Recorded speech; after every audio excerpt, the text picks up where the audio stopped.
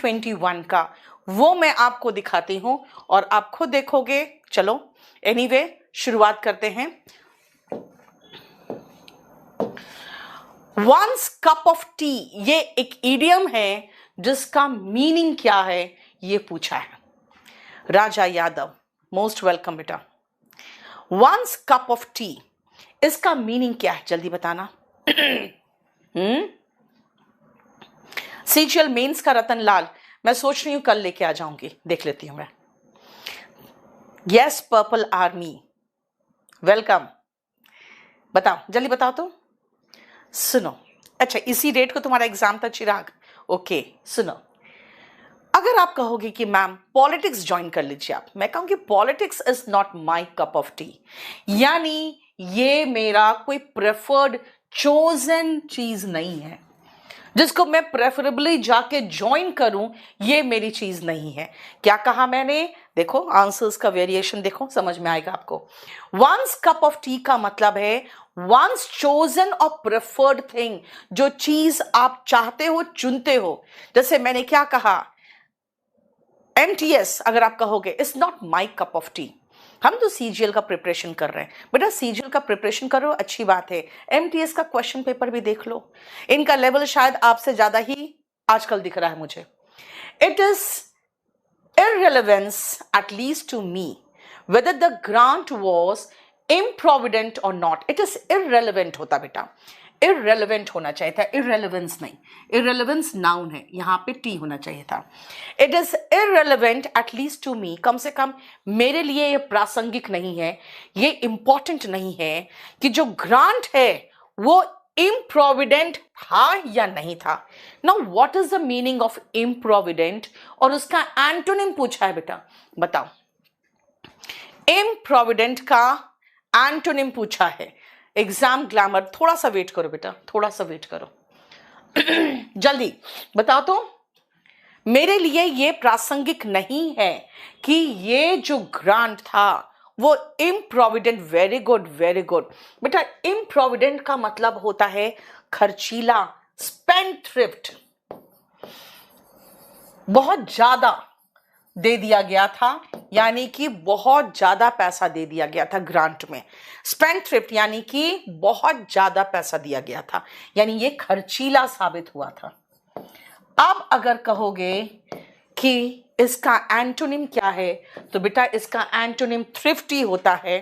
Thrifty का मतलब ही होता है कंजूस, थ्रिफ्टी का मतलब होता है स्टिंजी, देखो माइजरली।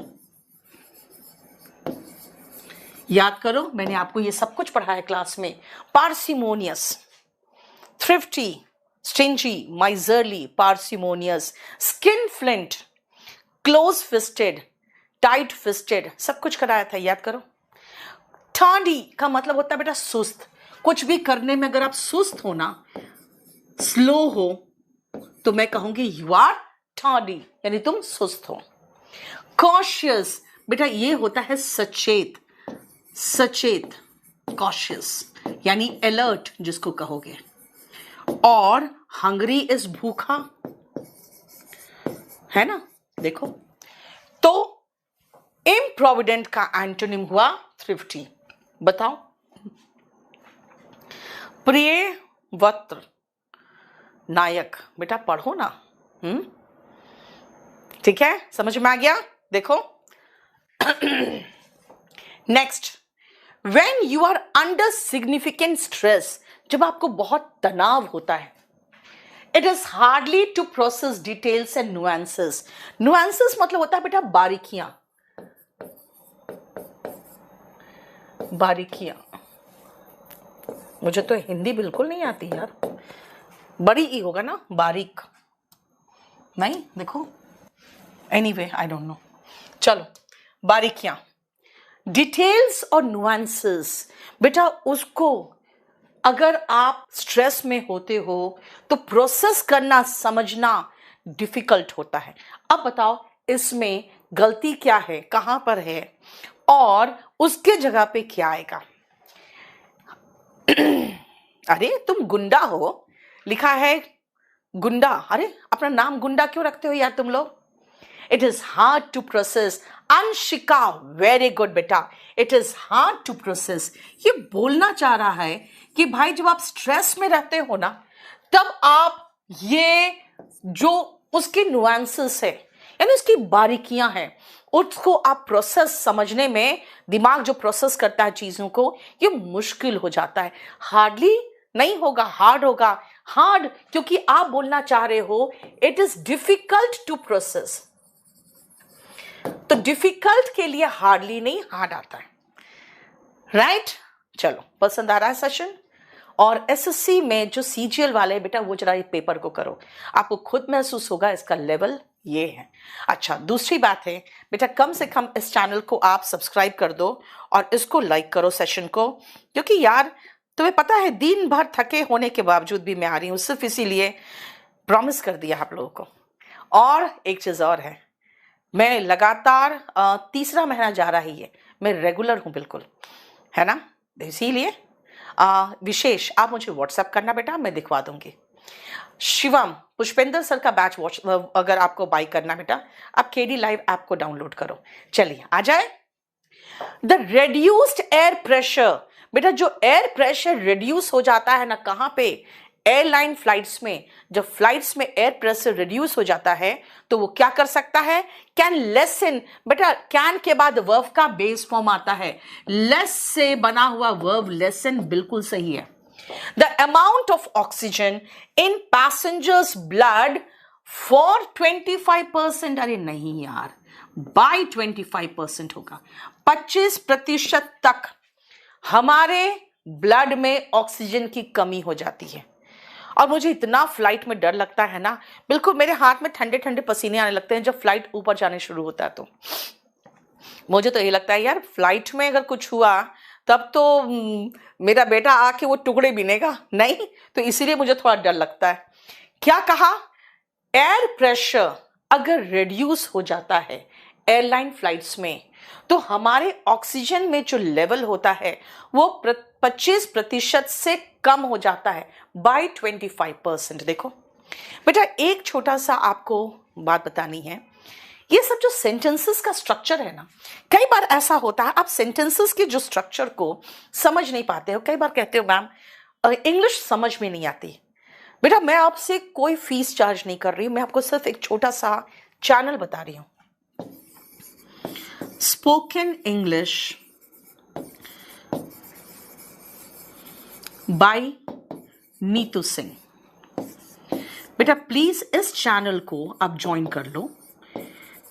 ये करीबन 22-23 हजार होंगे, मैंने वही 2 महीना पहले बनाया है, जिस दिन से मैं लाइव आ रही हूं अपने इस चैनल पे। बेटा रेगुलर मैं इस पे एक स्टोरी डाल रही हूं, रेगुलर रोज एक स्टोरी डालती हूं। यानी अगर आज आप ज्वाइन करोगे तो आप कम से कम कुछ नहीं तो 60 स्टोरीज होंगे जो आप पढ़ सकते हो। इसमें सारे स्टोरीज जो मैं लेती हूं ना, पहले उसको रीड करती हूं, उसका ग्रामर सही करती हूं, क्योंकि स्टोरीज में बेटा आप कहीं से भी उठाओगे स्टोरी ना, ग्रामर तो गलत होता ही थोड़ा बहुत। जितने डिफिकल्ट वोकैबुलरी होते हैं उन सबको आसान बनाती हूं, मजेदार स्टोरी बनाती हूं, ताकि आप रीड करो तो एंजॉय करो। बेटा मेरा कहना यही है कि अगर आप अपने जो रीडिंग है ना वो इंप्रूव कर लोगे तो फिर बहुत आसान हो जाएगा, क्योंकि पहले आपकी समझ तो विकसित हो। स्टेनोग्राफर का पलक बिल्कुल आसान लेवल होता है, इससे तो आसानी लेवल होगा। मैं आपको वो भी एक करा के दिखा दूंगी, ठीक है? तो क्या कहा? 25% से कम हो जाता है, बाय 25%, ठीक है? My teacher asked me to keep dash, बताओ क्या होगा? बोलो। मयंक, इसलिए तो 0 है बेटा कॉम्प्रिहेंशन, क्योंकि आपकी रीडिंग खराब है। टीचर ने क्या कहा? टू कीप डैश, बताओ क्या होगा? ये आसान है, ये तो बिल्कुल आसान है। मीनिंग इसलिए नहीं निकलता इंटरेस्टिंग फिजिक्स क्योंकि आप रीडिंग नहीं करते हो। वेरी गुड, बहुत सही। देखो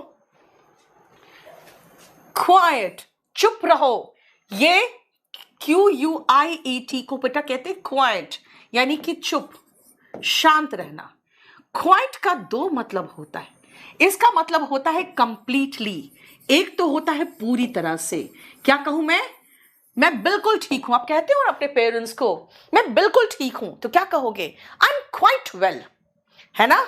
और दूसरा कि यू आर क्वाइट राइट, लेकिन एक इंपॉर्टेंट पॉइंट मिस कर दिया आपने। मतलब मैं कहना चाह रही हूं up to a large extent, काफी हद तक तुम सही हो। Up to a large extent, काफी हद तक तुम सही हो। देखो इसका मतलब है कि QUITE अपने आप में एक प्रॉब्लम है। एक तो कह रहा है पूरी तरह से ठीक हूं, और एक कह रहा है काफी हद तक। पूरी तरह से, काफी हद तक, दो अलग मीनिंग दे रहा है बेटा।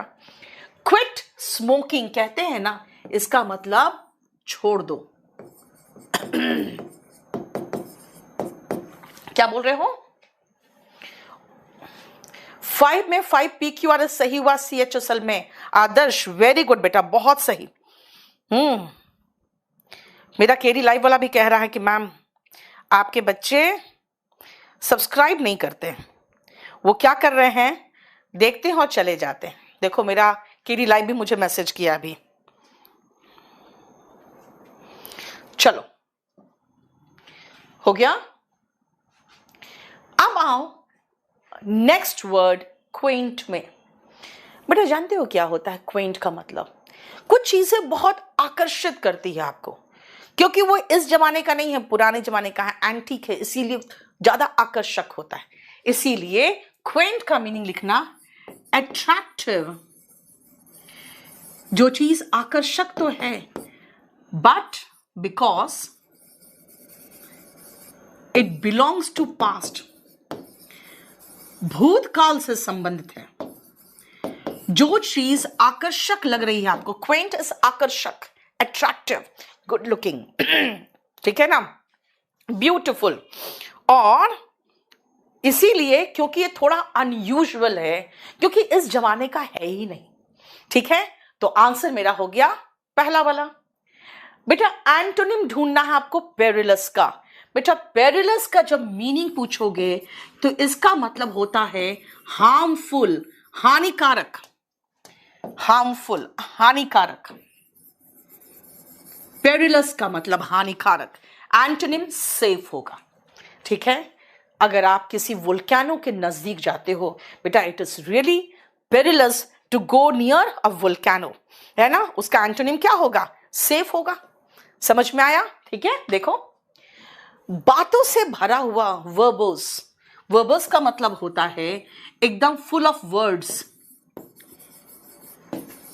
कई बार हम देखते हैं कि जब आपके पास कंटेंट्स की कमी होती है ना, तो सेम बात को घुमा फिरा के बोलते रहते हो अपने ऐसे में, यानी वो वर्बस बन जाता है, लेकिन उसका कोई काम चीज नहीं होता उसमें। अनस्टेबल, स्टेबल नहीं हो तो अनस्टेबल हो। आज मैंने एक वीडियो देखा, उसमें एक दूल्हा स्टेज पे खड़ा है और वो वरमाला ले ही नहीं रहा है। उसके बाद उसने सबको बताया कि मैं क्या हूं, आंधी हूं, वो पता नहीं क्या क्या बोल रहा था। खूब देर तक वो हल्ला मचाया, फिर पुलिस पकड़ के उसको ले गई। तो लोगों ने क्या कहा कि ये तो दूल्हा अनस्टेबल है, यानी दिमाग उसका स्टेबल नहीं है। यानी कि जो स्टेबल नहीं होता है वो अनस्टेबल होता है, उसका दिमाग खिसका हुआ है ना। देखियो बहुत मजा आया देख के यार। लेकिन हाँ, लड़की का तो लाइफ बर्बाद होता ना अगर उससे शादी हो गई होती तो। क्रूएल का मतलब क्रूर। अनस्टेबल का मतलब होता है नॉट नॉर्मल, है ना, यानी स्टेबल नहीं है, ठीक है। क्लियर? देखो फाइन, समझ में आ रहा है? नेक्स्ट आओ। He claims to be the dash kid in the school. ये आज ही मैंने 4 बजे के बैच में करवाया है। बेटा जरा 4 बजे वाला बैच का बच्चा कोई यहां पर है तो इसका आंसर दो तो। 4 बजे हमारा क्या ऑफलाइन बैच बेटा। Yes, perilous, hazards, precarious, very good बेटा। तुम लोग तो यहां सिनोनिम एंटोनिम डिस्कस करने लगते हो, बहुत अच्छी बात है। बताओ बबीता कह रही है कि आज मैं किसी को पक्का अनस्टेबल बोलूंगी। यस वरुण, आर के, हर्षित, नंदिनी, वेरी गुड। बेटा मैंने आज ही पढ़ाया है बच्चों को कि आर्टिकल द के साथ सुपरलेटिव डिग्री आता है, और उनको बताया कि जरूरी नहीं है, ए भी हो सकता था, लेकिन फिर उनको लिखाया भी नहीं। मैंने कहा ना, एग्जाम के हिसाब से अगर आप देखोगे तो हमेशा द के साथ आपको यही देखता है कि क्या आपको पता है कि द के साथ सुपरलेटिव डिग्री आता है। वो क्लेम करता है कि वो स्कूल का सबसे स्मार्ट बच्चा है। Many families are so poor to bear the cost of educating all the children. कुछ फैमिलीज इतने गरीब होते हैं कि सारे बच्चों को नहीं पढ़ा सकते। तो ऐसे फैमिलीज पता है क्या करते हैं, कई बार अपने बेटों को पढ़ाते हैं, बेटियों को नहीं पढ़ाते हैं। कम से कम मैं ऐसे घर से बिलोंग जरूर करती हूँ, और इस बात का मुझे गर्व है कि मुझे बहुत क्वालिटी एजुकेशन मेरी माँ ने दिया। बताओ क्या होगा? Very good Shivangi, very good Palak, Sayan, Shivangi SSC aspirant, very good. देखो बेटा, 100 का जोड़ा 2 नहीं होता, 2 का जोड़ा 2 होता है। किस चैप्टर में पढ़ते हो? कंजंक्शन में। 100 के साथ डांट लगता है और 2 के साथ 2 लगता है, ये जोड़ा सही होगा। ठीक है, इसीलिए 2 पुअर, अरे ये क्या कर रही हूं मैं, 2 पुअर, 2 पुअर 2 बेयर। देखो, बोलो कोई प्रॉब्लम? फाइन, आ जाओ next. Surely he now has earned the respect master. बेटा मास्टर हो या सर हो, ये सब जानते हो, एक टाइटल है।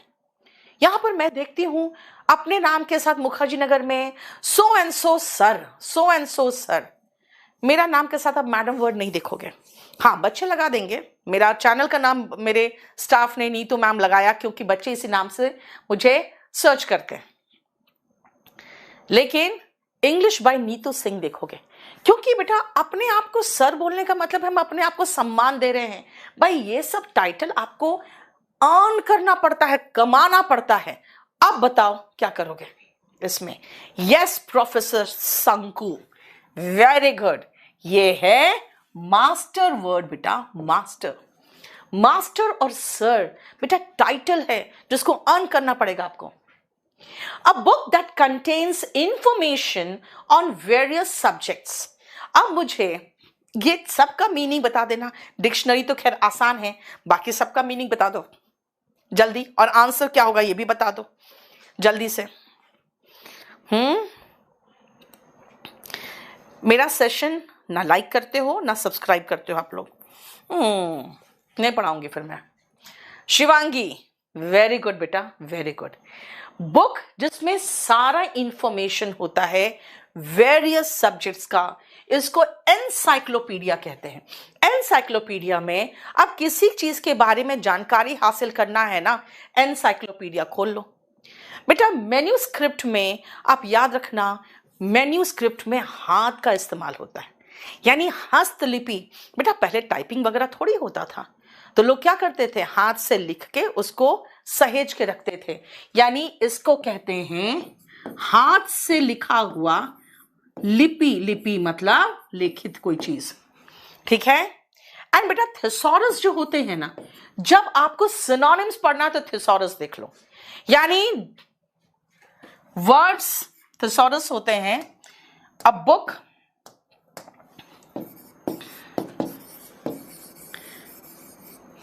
that contains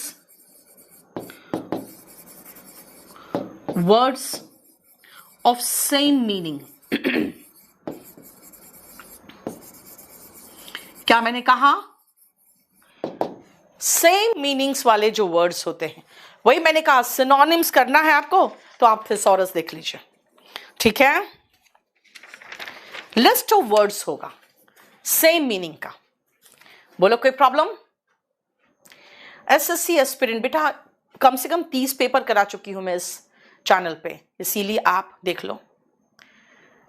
धीरज बिल्कुल सही बोल रहे हो बेटा, बिल्कुल सही कहा। MP पटवारी के लिए बहुत अच्छी क्लास है। बुक कैसे ऑर्डर करें? सुरेखा kdpublication.com में जाके कर लो, ठीक है। नेक्स्ट आओ, द मोस्ट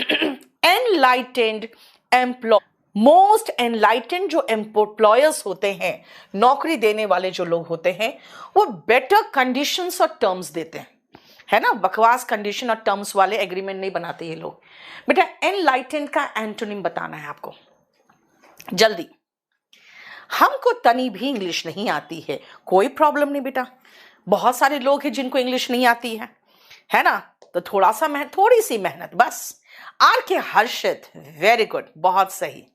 हाँ सुनो बेटा, एनलाइटेंड का मतलब होता है, देखो यहां पर लाइट दिख रहा है आपको, ज्ञान की तो ज्योति होती है ना यार, है ना। टीचर्स क्या करते हैं? ज्ञान की ज्योति फैलाते हैं। एनलाइटेंड होता है बेटा जो पढ़े लिखे हो, स्कॉलरली हो, एजुकेटेड हो। एनलाइटेंड का मतलब होता है कि आप जिसमें अच्छे इंफॉर्मेशन दिए हो, वो एनलाइटेंड होता है। हालांकि एनलाइटेंड का मतलब एजुकेटेड होता है, लेकिन बेटा अगर मैं यहां पर सोचूं, द मोर एनलाइटेंड का मतलब होता है ज्यादा अच्छे एजुकेटेड एम्प्लॉयर्स जो होते हैं, वो एनलाइटेंड का एंटोनिम क्या होगा? ये तो सिनोनिम हो गया। सिविलाइज्ड तो बेटा सभ्य हो गया, सिविलाइज्ड सोसाइटी में हम लोग रहते हैं। रीजनेबल का मतलब हो गया कि जिसको आप तार्किक कहोगे, है ना, तर्क दिया जा सकता है जिसके लिए, तार्किक। कंफाउंडेड आंसर होगा बेटा, क्योंकि कंफाउंडेड का मतलब होता है कंफ्यूज्ड। कंफाउंडेड मतलब कंफ्यूज्ड। अब आप कहोगे मैम कंफ्यूज्ड इसका एंटोनिम कैसे हो गया? बेटा एक बात बताओ, कोई भी है जो इसके एंटोनिम में है? अगर रीजनेबल होते हैं, जो एनलाइटेंड होते हैं ना बच्चे, वो रीजनेबल होते हैं। एनलाइटेंड का तो सिनोनिम है एजुकेटेड। सिविलाइज्ड सभ्य लोग होते हैं, तो फिर एंटोनिम चाहिए। कंफाउंडेड होंगे जो कंफ्यूज होंगे। यार कुछ नहीं आता है, एग्जाम में कई बार हम लोग कंफाउंडेड नहीं हो जाते हैं कि कुछ भी नहीं आ रहा, समझ में नहीं आ रहा, क्या करें। SP सिंह थोड़ा सा वेट करो बेटा, आप मुझे व्हाट्सएप कर लो एक बार। चलो नेक्स्ट आप, सिनोनिम पूछा है हेस्टी का, बताओ तो, और एंटोनिम भी यहां पर है, हमें तो दोनों बताना आप, ठीक है। वोकैबुलरी बुक का प्राइस बेटा 330, 340, 350 में लगभग मिल रहा है। स्टेनो की तैयारी करनी है शकील, तो कोई भी स्पेशल बैच ले लो एक। ऑफलाइन फी बेटा 32,000 है पूरा फुल कोर्स का। वेरी गुड पलक वेरी गुड। देखो हेस्टी का मतलब होता है हड़बड़ी में, एक्सपीडिशियस। हेस्टी आज ही, अरे यार ये क्या हो रहा है? एडजेक्टिव चैप्टर अभी चल रहा है बैच नंबर 6 में और 4 में, और मॉर्निंग में भी एक्सपीडिशियस करवाया था मैंने। इसका मतलब होता है हड़बड़ी में, हेस्टी। और इसका एंटोनिम भी यहां पर है लेड बैक। लेड बैक का मतलब आराम आराम से। तो मैंने आपको कहा क्या था कि भाई हमको दोनों चाहिए। देखो लेड बैक का मतलब होगा रिलैक्स्ड। तो अगर हेस्टी का एंटोनिम पूछता तो लेड बैक। अब ऐसे लेड बैक ऐसे याद रखो बेटा, आप ले कर गए हो बैक, मतलब बैक आपका ले कर रहा है, आराम से बैठी हुई हूं मैं, लेड बैक, ठीक है। EPFO का बहुत अच्छा बैच आया है, दिल्ली पुलिस का बहुत अच्छा बैच हम लोगों ने लॉन्च कर दिया बेटा। दिल्ली पुलिस कांस्टेबल सितंबर में आ रहा है, ठीक है। चलो रेस्ट्रिक्टेड तो जानते हो, सीमित। रेस्ट्रिक्टेड मतलब रेस्ट्रिक्शन लगाए हो, है ना, तो सीमा में, सीमित। देखो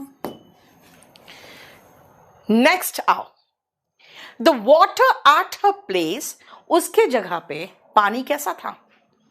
was cool and had a metallic taste. थोड़ा मेटल वाला टेस्ट आ रहा था, ठंडा तो था और मेटालिक टेस्ट आ रहा था। अब बेटा एक बात बताओ, कुएं का पानी का एहसास नहीं हो रहा है? कभी कुआं का पानी पियो हो? दिल्ली में तो कुआं सड़ा हुआ होता है, कुएं का पानी पियोगे उसमें एक मेटालिक टेस्ट होगा, क्योंकि धरती के नीचे रहता है ना, तो थोड़ा आयरन का टेस्ट आता है कई बार, और ठंडा रहता है। अब बताओ क्या होगा? कोई इंप्रूवमेंट चाहिए? Krishna, very good.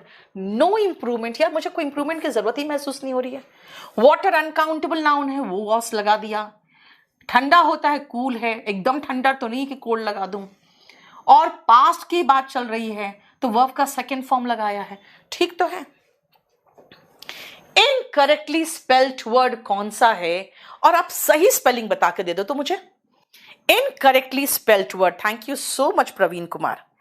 Incorrectly spelled word कौन सा है बेटा, और उसके जगह पे तुम कौन सा लगाओगी ये मुझे बता दो पहले फटाफट, बोलो। दिल्ली पुलिस में बेटा इंग्लिश नहीं आती है, लेकिन केडी लाइव बेटा, केडी कैंपस और केडी लाइव सिर्फ इंग्लिश थोड़ी पढ़ाता है यार। हाँ बोलो क्या करोगे? Perturb, Palak, very good. Sayan, very good बेटा। परटर्ब, डिस्टर्ब बेटा ये मैंने क्लास में कराया है, और याद करो जो भी हमसे पढ़ चुके हो, याद है मैंने कुछ कहा था, परटर्ब डिस्टर्ब, परटर्ब डिस्टर्ब, दोनों में टर्ब टर्ब आ रहा है। मैंने कहा था कितना आसान है इसको याद रखना। परटर्ब डिस्टर्ब, तंग करना। परसीव बेटा महसूस करना, महसूस करना। परसीव का मतलब महसूस करना। मैं एक एक वर्ड इसलिए डिस्कस कराती हूं कि किसी भी एग्जाम में ये वर्ड क्वेश्चन के रूप में आ सकता है। पिजन, पिजन का मतलब कबूतर। और पैसिव बेटा, पैसिव होता है एक्टिव का उल्टा, नॉट एक्टिव। आप क्लास में अगर पैसिव रहते हो ना तो पढ़ाने में मजा नहीं आता है। मैं चाहती हूं आपकी तरफ से क्वेश्चन आए, आप कुछ पूछो। और अभी इधर कुछ दिनों से मैंने शाम के बैच की थोड़ी चूड़ी टाइट कर दी है। मैंने कहा है कि मुझे इंग्लिश में ही चाहिए आपसे सारी बातें अब। तो क्लास के लड़के खाली ओ या, यस, या बस यही करते रहते। और मैंने कहा यार तुम लोग बिल्कुल इंग्लिश नहीं बोल सकते हो क्या? तो वही चीज है, बच्चे एक्टिव रहते हैं क्लास में, अच्छा लगता है। They are not passive. Passive का मतलब होता है कि स्थूल बैठे हुए हो, है ना, कुछ कर नहीं रहे हो वो। चलो, yes, lethargic, listless, lassitude. Reena, very good, बहुत अच्छा, क्लियर हो गया। देखो, सो आंसर इज परटर्ब, जिसका स्पेलिंग रॉन्ग था। च्यू द सीनरी बेटा, च्यू का मतलब तो चबाना होता है, लेकिन च्यू द सीनरी का मतलब क्या है बताना। कभी क्लास आओ, आपको खुद महसूस होगा, बहुत बढ़िया एक माहौल रहता है क्लास में, मजा आता है ऑफलाइन पढ़ाने में ज्यादा। ऐसे ऑनलाइन में भी पढ़ाती हूं मैं, क्योंकि मुझे पता है सब तो अफोर्ड नहीं कर सकते, लेकिन अगर आ सकते हो आ जाओ। टफ का स्पेलिंग भी रॉन्ग कर दिया, पापा का क्या, पापा का भविष्य। चलो, यस, वेरी गुड बेटा। जब आप ओवर एक्ट करने लगते हो ना, ओवर एक्ट करते हो, तब आप च्यू द सीनरी करते हो। जैसे मैंने अभी बताया आपको, वो जो दूल्हा था शादी में एकदम जो नौटंकी किया, किसी भी बुला लो, पुलिस को क्या, पूरा थाना को बुला लो, मेरा कोई कुछ नहीं कर सकता, है ना।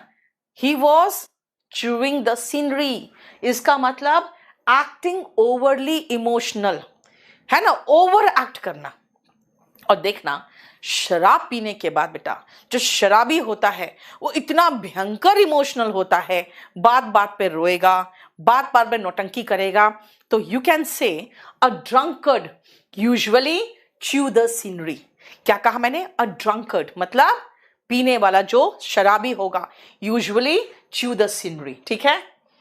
अब आओ, अंडरस्टेट का मतलब, हाँ, कम करके बोलना कोई चीज, है ना। अंडरस्टेट मतलब कम करके बोलना।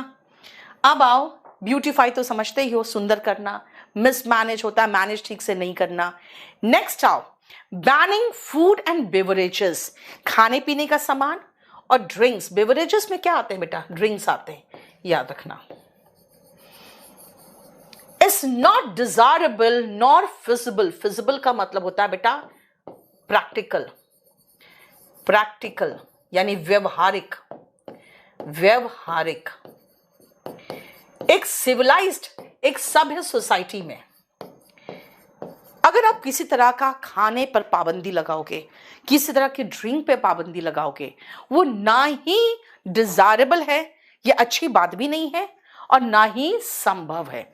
इसीलिए आप मुझे बताओ क्या होगा? Very good SSC aspirant. बेटा नीदर नॉर होता है, याद रखना। हम जब कंजंक्शन पढ़ते हैं तो नीदर का जोड़ा नॉर लगाते हैं। देखो ये, इसलिए नॉट नहीं होगा, नॉर नीदर होगा।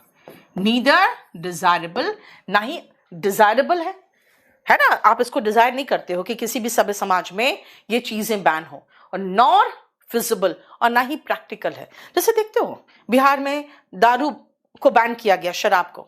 कहाँ बैन हुआ? बहुत सी जगह पे आपको मिल जाएगा, है ना। तो खैर मैं देखती हूँ कुछ कुछ वीडियोस में, तो पता चलता है अच्छा वो भी चल रहा है अभी। Next, scientists believe that many animals have a unique languages of their own. Scientists believe करते हैं कि कई जानवर हैं, उनके अपने यूनिक एक भाषा है। बताओ क्या होगा? एमटीएस का क्वेश्चन पेपर करा रही हूं बेटा, और इसीलिए पेज पर एक क्वेश्चन, दो क्वेश्चन साफ नहीं दिख रहा। अच्छा मैं देखूं तो जरा इसको फुल स्क्रीन में कर लो ना बेटा, दिखेगा।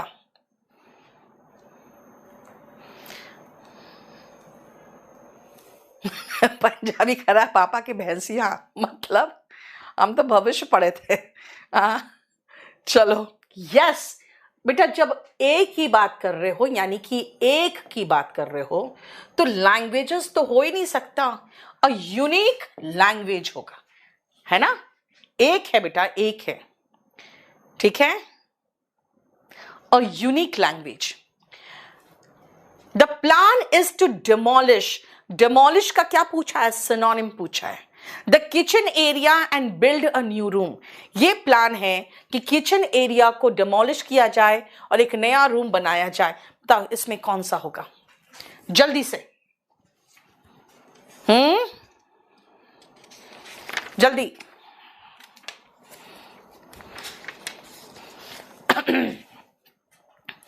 डिमोलिश किया जाए, वेरी गुड। रेज, रेज मतलब ध्वस्त करना, ध्वस्त करना, ठीक है। Demolish is to raze. बेटा कर्टेल का मतलब होता है उसको कम करना। कर्टेल, अगर मैं कहूं कि जो आप शुगर लेते हो ना, उसका क्वांटिटी को कर्टेल करो, इसका मतलब रेड्यूस, कम करना, रेड्यूस, कम करना, ठीक है। Next, forge. बेटा कई बार आप फॉर्ज्ड डॉक्यूमेंट सुनते हो, हाँ, फॉर्ज डॉक्यूमेंट सोसाइटी में। बेटा फॉर्ज का मतलब होता है एक इलीगल तरीके से कोई डॉक्यूमेंट को तैयार कर देना, है ना। फॉर्ज्ड हैंड राइटिंग कर देते हैं कई लोग, डॉक्यूमेंट तैयार करते हैं।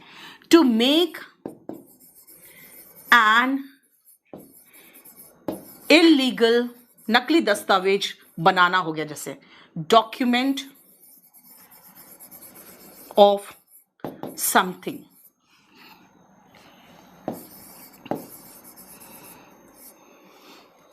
कॉपी ऑफ ए डॉक्यूमेंट करेंगे, डॉक्यूमेंट नहीं, illegal copy of a document.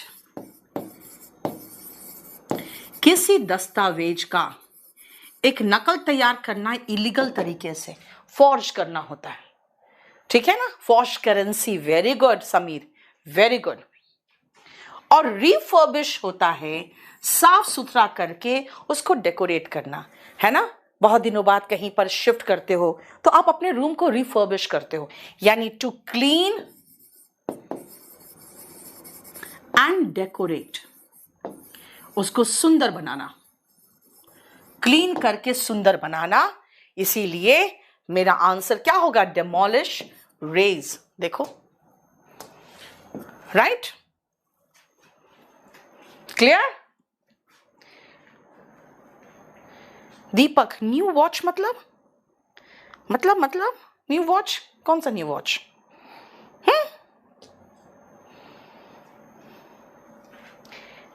New batch ना बेटा, न्यू बैच, न्यू बैच तो अभी आया है, कल फिर उसका डेमो चलेगा इसमें। हाँ यस, फर्जी, फर्जी चीजें बनाना, फॉर्ज मतलब फर्जीवाड़ा करना, ठीक है, फॉर्ज मतलब फर्जीवाड़ा करना। नेक्स्ट आ जाओ, अ थिंग और substance that is liable to catch fire easily, ऐसा सब्सटेंस जो आसानी से आग पकड़ ले उसको क्या कहोगे, जल्दी बताओ तो। ऐसा चीज जो आसानी से आग पकड़ ले उसको क्या कहोगे? Yes, falsification. Kamlesh, very good Kamesh, आपने सही कहा। फॉर्ज का मतलब फॉल्सिफिकेशन करना, वेरी गुड। बताओ, आसानी से आग पकड़ ले, कौन है इसमें? यस ऋतिक, काउंटरफिट करना होता है बेटा। वो कैसे मिलेगा बेटा? kdpublication.com में जाओगे। Very good. इनफ्लेमेबल यानी आसानी से फ्लेम पकड़ ले। याद रखना बेटा, यहीं पर आपको वर्ड ही मिल जा रहा है। फ्लेम का मतलब क्या होता है? लपटे, FLAME। इनफ्लेमेबल यानी ज्वलनशील, ठीक है। उसका एंटोनिम होता है इनकम्बस्टिबल। अगर आप देखोगे तो ये इनफ्लेमेबल और इनकम्बस्टिबल दोनों एक दूसरे का एंटोनिम है। इनऑडिबल है जो सुनाई ना पड़े,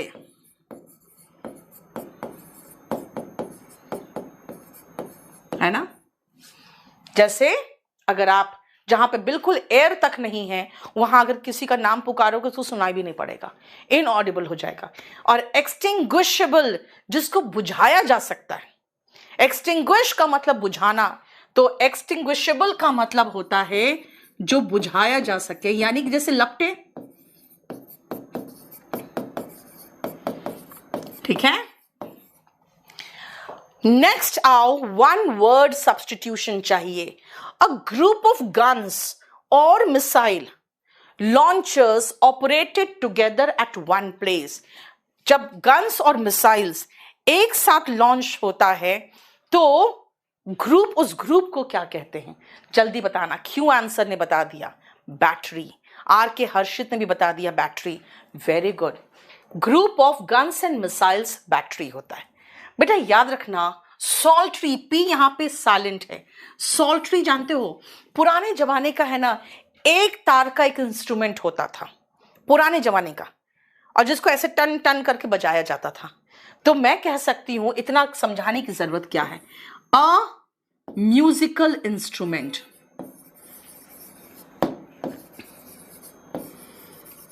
एक वाद्य यंत्र ऑफ एंशिएंट टाइम।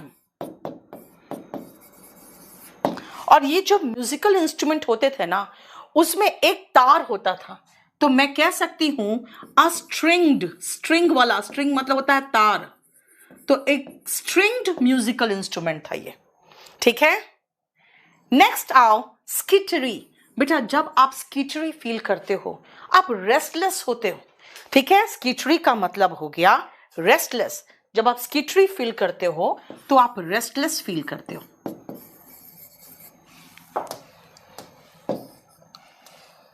रेस्टलेस, ठीक है, क्लियर।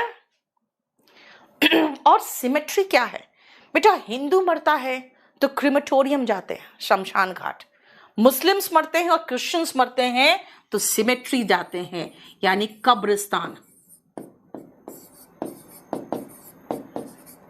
ठीक है। शमशान घाट क्रिमेटोरियम और कब्रिस्तान सिमेट्री, ठीक है, क्लियर। बताओ, समझ में आ गया?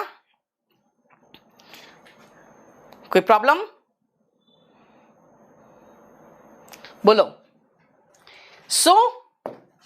ये है बेटा 7 दिन ही है वीक में, और 7 दिन में पढ़ा रही हूं। अब इससे ज्यादा अगर मैं YouTube में आऊंगी बेटा तो फिर मैं अपना केडी कैंपस बंद करके आऊं। अगर आप लोग सब ऐसे करोगे, नहीं ये भी कराओ वो भी कराओ, बेटा आपका जो डिमांड आता है ना उसमें नीचे कमेंट्स में, उसके अकॉर्डिंग मैं चलती हूं, ठीक है। आ जाओ। अब आ गया लास्ट में ये क्लोज टेस्ट, और जरा फटाफट ये क्लोज टेस्ट देखो तो अभी मैं खत्म कराऊंगी इसको। होपफुली आपको ये सेशन पसंद आया होगा। बेटा निश्चिंत रहो, मैं रोज आ रही हूं, थक जाती हूं फिर भी रोज आती हूं, सिर्फ इसीलिए, देखो जो खाली ऑनलाइन पढ़ाते हैं ना बेटा, वो लोग एकदम चकाचक शाम को आते हैं, यूट्यूब में क्लास लेते हैं, एक आध बैच पढ़ाते हैं, मर्ज करके पढ़ा लेते हैं आराम से और सो जाते हैं। हम लोग को बेटा ऑनलाइन में आने से पहले मैं 6 घंटा ऑफलाइन ले चुकी होती हूँ। इसीलिए मैं आपके लिए 10 से 11 रेगुलर आ रही हूं, और ये तीसरा महीना जा रहा है जब मैं बिल्कुल रेगुलर हूं। उसके पहले भी केडी लाइव में आप जाओ ना, कम से कम कुछ नहीं तो 250 से 300 आप मेरे क्लासेस देख लोगे। हाँ, अभी थोड़ी देर में ये पीडीएफ मैं शेयर कर दूंगी। कहां पे? ये पीडीएफ मैं अभी थोड़ी देर में शेयर करूंगी केडी लाइव में। ठीक है, चलो शुरू करें। डिफॉरेस्टेशन यानी कि बेटा फॉरेस्टेशन क्या होता है? हाँ, वनरोपण कहते हैं उसको। डिफॉरेस्टेशन जो वन की कटाई है ना, उसकी बात हो रही है।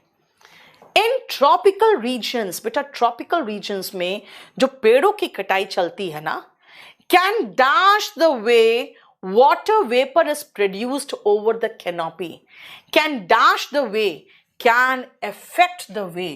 बेटा जिस तरह से वाटर वेपर प्रोड्यूस होता है ऊपर, उसके ऊपर ट्रॉपिकल रीजन के ऊपर, वो उस पर असर करता है।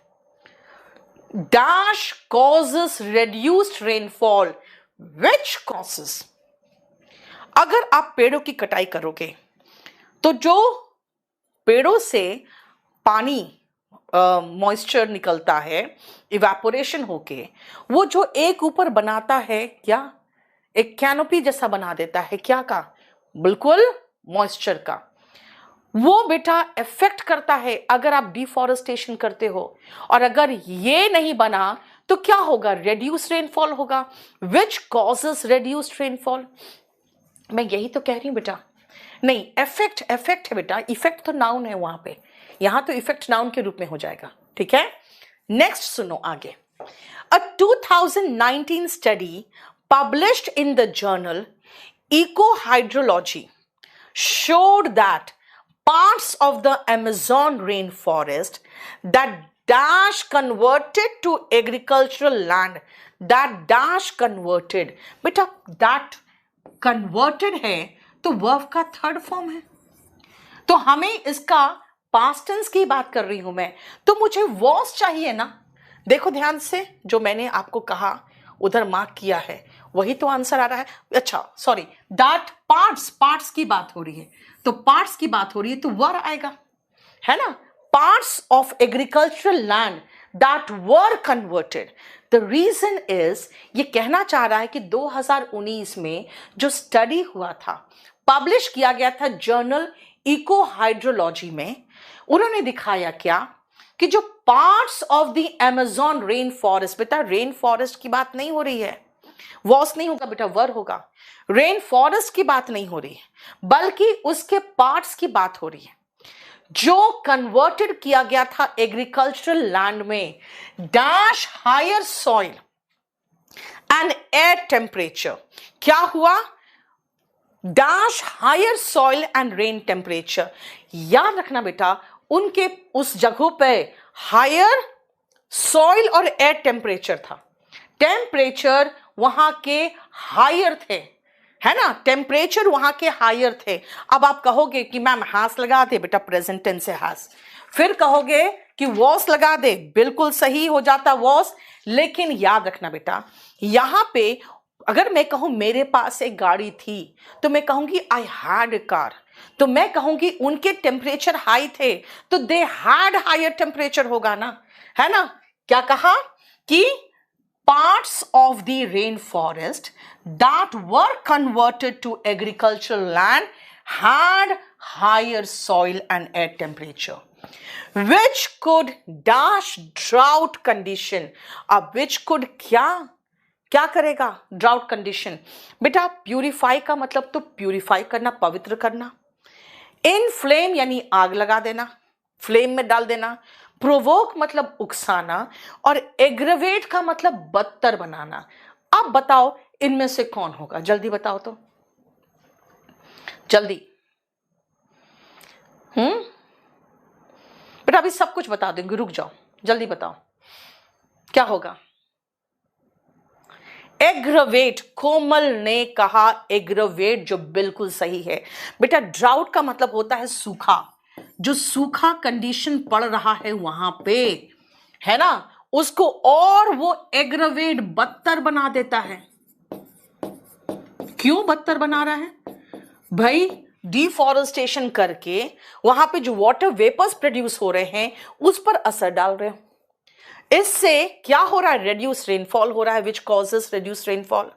बताया है कि कुछ पार्ट्स हैं अमेज़न रेन फॉरेस्ट का, उनको कन्वर्ट किया गया था, वर कन्वर्टेड टू एग्रीकल्चरल लैंड, और पाया कि वहां पे जो सॉइल और टेम्परेचर जो है, एयर का टेम्परेचर है, वो ज्यादा है। They had higher soil and air temperature, और इससे क्या हो रहा है, वहां पे जो सूखा का कंडीशन है वो और बदतर हो रहा है, यानी और खराब होते जा रहा है वो। देखो, try to understand the meaning of the sentence, which is very essential.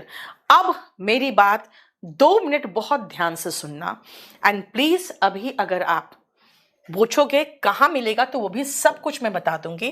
2